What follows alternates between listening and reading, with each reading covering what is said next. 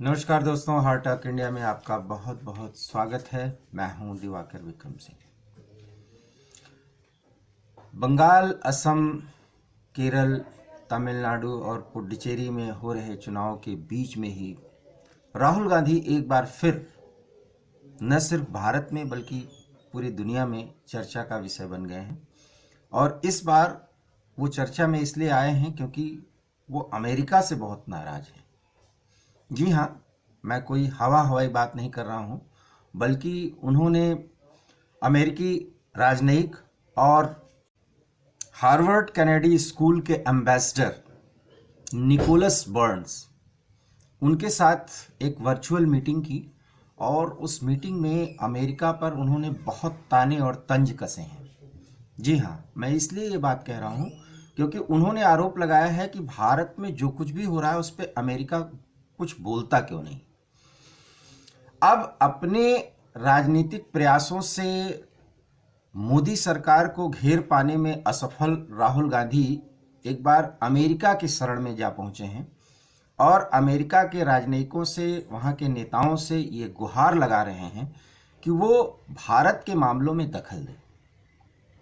विपक्ष के नेता के तौर पर और 30 मई के बाद निश्चित रूप से कांग्रेस का अध्यक्ष पद संभालने के पहले राहुल गांधी का इस तरीके से अमेरिका के सामने रोने का ये पाखंड करना इस बात का सूचक है कि वो बुरी तरह से परेशान हो चुके हैं, घबरा चुके हैं, क्योंकि 5 राज्यों में होने वाले चुनाव में किसानों के दम पर वो बहुत बड़ा फायदा लेना चाहते थे और उनको एक एहसास था कि किसानों के कंधे पर बंदूक रख करके जो खेल खेला गया है उससे भाजपा को बहुत बड़ा नुकसान होगा और हो सकता है कि विपक्ष, जिसमें कांग्रेस की भूमिका मुख्य हो, वहां उसको सपोर्ट मिलेगा। लेकिन अपने मोहरे राकेश टिकैत का जो भी प्रयोग उनके या और पार्टियों के द्वारा किया गया, वो मोहरा पूरी तरह पिट चुका और इन सभी राज्यों में तमिलनाडु और केरल को छोड़ दें तो लगभग ये तय हो चुका है कि भाजपा की सरकार बनेगी। लेकिन ऐसे ही दौर में निकोलस बर्न्स के साथ जब उनकी बात होती है तो पूरे 1 घंटे से अधिक के वार्ता के दौरान राहुल गांधी की नाराजगी साफ जाहिर होती है, जिसमें वो चाहते हैं कि अमेरिका, जो अपने आप को लोकतांत्रिक देश का रहनुमा बताता है, लोकतांत्रिक मानदंडों का पुरोधा बताता है, वो भारत में लोकतांत्रिक मूल्यों के हनन पर कुछ बोल क्यों नहीं रहा है। और ये शिकायत वो बर्न्स से करते हैं। बर्न्स का भारत के साथ संबंधों के बारे में आपको अनुमान होगा, वो राजनयिक हैं और किसी भी सरकार में अमेरिका के जो राजदूत हैं, राजनयिक हैं, पूर्व राजदूत होते हैं, उनकी एक प्रभावी भूमिका होती है सीनेट से लेकर के अमेरिकी संसद में, जब भी वो कोई एक भूमिका बनाते हैं किसी भी देश के प्रति संबंधों की बात हो। लेकिन राहुल गांधी ने साफ तौर पर कहा कि अमेरिका भारत की वर्तमान सरकार के साथ इस तरह से घुल मिल गया है कि भारत के किसी भी मामले में दखल ही नहीं दे रहा है। अब आप सोचिए कि राहुल गांधी को यहां तक कहने की जरूरत पड़ गई है, वो भी एक विपक्ष के नेता के तौर पर इस तरह की बातें जो कर रहे हैं। क्या उनको अंदाजा है कि इसका उनके व्यक्तित्व पर या उनकी पार्टी के व्यक्तित्व पर क्या असर पड़ेगा? पूरे भारत में 135 करोड़ की ये जनता है जो लोकतांत्रिक तौर तरीकों से जी रही है, आगे बढ़ रही है, उसमें राहुल गांधी दूसरे देश के सामने जाकर के ये रोना रोते हैं कि यहाँ की लोकतांत्रिक संस्थाएं और संवैधानिक संस्थाएं पूरी तरह से मोदी सरकार के कब्जे में आ गई हैं। बड़ा सवाल है कि जिन संस्थाओं पर वो सवाल उठा रहे हैं, क्या इसका उनके पास कोई प्रमाण है कि जो संस्थाएं मानव मूल्यों की या लोकतांत्रिक मूल्यों की रक्षा करती हैं, वो किस तरीके से हनन कर रही हैं लोकतांत्रिक मूल्यों का, या किसी सरकार के फेवर में काम कर रही हैं? इसका जवाब वो नहीं दे पाए। हालांकि एक दिन पहले वो और उनकी बहन प्रियंका गांधी, जो कांग्रेस के आला कमान के पुरोधा हैं दोनों, उन्होंने एक ट्वीट जरूर किया था असम में ईवीएम के दुरुपयोग को लेकर के। बहुत छोटी सी घटना थी, लेकिन तिल का ताड़ बनाने के बाद निकोलस बर्न के साथ वर्चुअल मीटिंग में उन्होंने पूरी तरह से भारत के सभी संवैधानिक संस्थाओं पर सवाल खड़ा कर दिया है। तो राहुल गांधी ने दो बड़ी भूल की है। एक तो सभी लोकतांत्रिक और संवैधानिक संस्थाओं का दुरुपयोग किए जाने की बात कही, वो भी केंद्र सरकार द्वारा। खैर, ये वो कर सकते हैं क्योंकि राजनीतिक प्रतिद्वंदिता में इस तरह की बातें की जा सकती हैं, लेकिन सारे लोकतांत्रिक और संवैधानिक संस्थाओं पर इस तरह का सवाल उठाना क्या ये जायज है? और अगर ऐसा नहीं होता तो जिस ईवीएम पर सवाल उठाया वहां पर इलेक्शन कमीशन ने जितनी सख्त कार्रवाई की है, वो भी मैं असम के संदर्भ में कह रहा हूं, क्या राहुल गांधी उससे असहमत हैं? क्या बंगाल और इन सारे जगहों पर जो चुनाव हो रहे हैं, उन चुनावों में जितनी भी बातें जो विपक्ष के तौर पर सवाल उठाए जाते हैं, क्या लोकतांत्रिक संस्थाएं या संवैधानिक संस्थाएं उनका पालन नहीं कर रही हैं या उनको संज्ञान में नहीं ले रही हैं? राहुल गांधी इसका जवाब नहीं दे पाए। लेकिन बड़ा सवाल है कि आप सोचिए कि राहुल गांधी की नज़र में भारत की सभी संवैधानिक संस्थाएं एक सरकार की गिरफ्त में हैं। ऐसी बात करके वो भारत के 135 करोड़ लोकतांत्रिक जनमानस और नागरिकों पर एक बड़ा सवाल उठाते हैं, क्योंकि भारत का जो संविधान है उसमें हम भारत के लोग, भारत के लोगों के लिए, भारत के लोगों द्वारा और भारत के लोगों से सब कुछ आगे बढ़ता है, जिसमें संवैधानिक संस्थाएं होती हैं। और परंपरा से वो संवैधानिक संस्थाएं जिस तरीके से उन सारे लोक कार्यों का निर्वहन करती हैं और संविधान के प्रावधान के तहत उसकी सानी पूरी दुनिया में दी जा सकती है। लेकिन राहुल गांधी अब अमेरिका की शरण में जाकर के इस तरीके से रोने का एक पाखंड कर रहे हैं और इससे लगता है कि उन पर बहुत ज़्यादा एक पॉजिटिव अप्रोच के साथ जो है देश की जनता विश्वास करने लगेगी।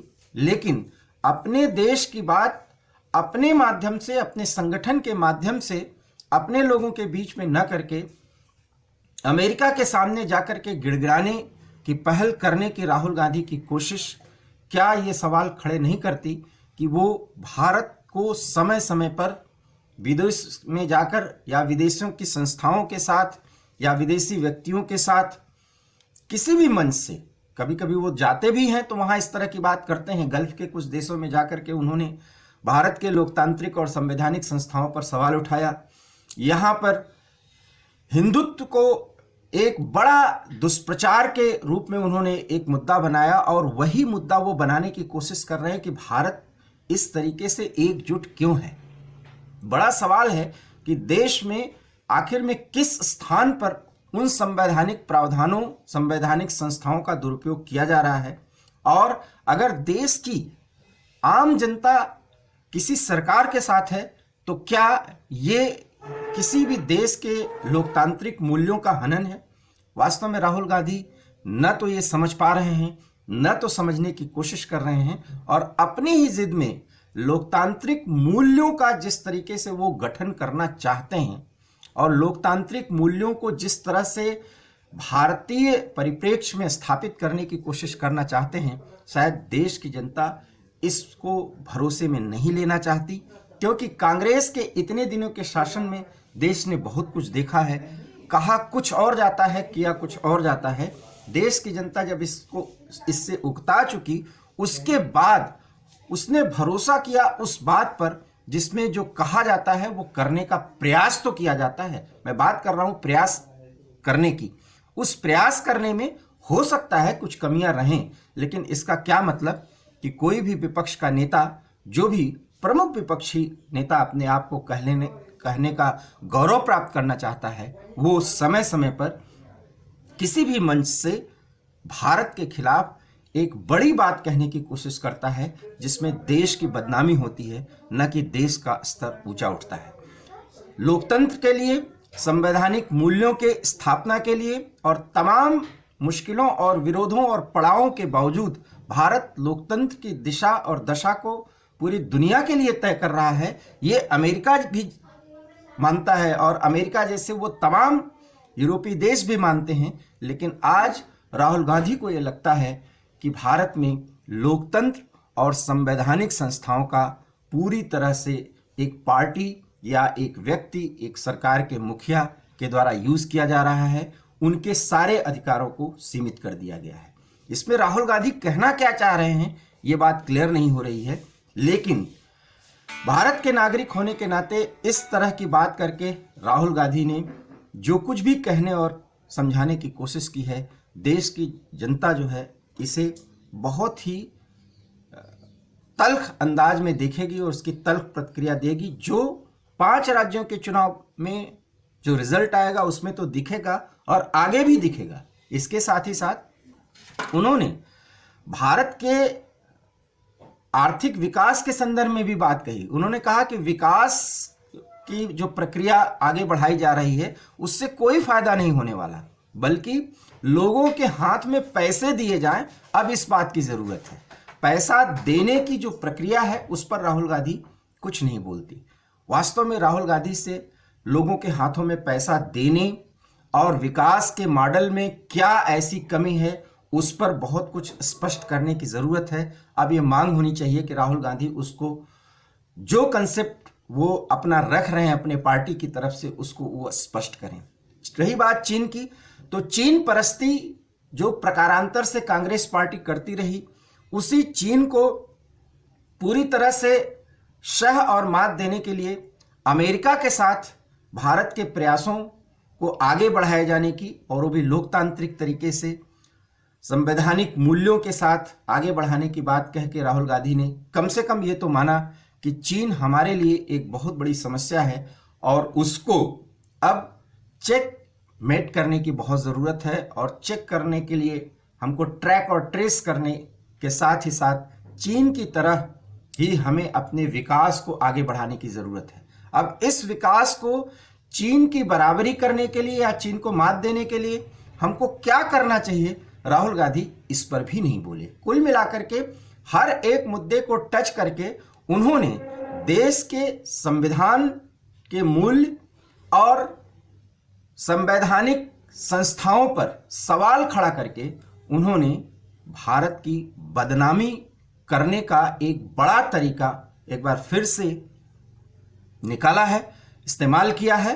और भारत का रणनीतिक सहयोगी अमेरिका और अमेरिका के ही एक राजनयिक के साथ इस तरह की बात करके उन्होंने अपने आप में एक हास्यास्पद सवाल खड़े किए हैं, उसका जवाब देने की कोशिश की है, और वो जवाब भी पूरी तरह से निराधार है।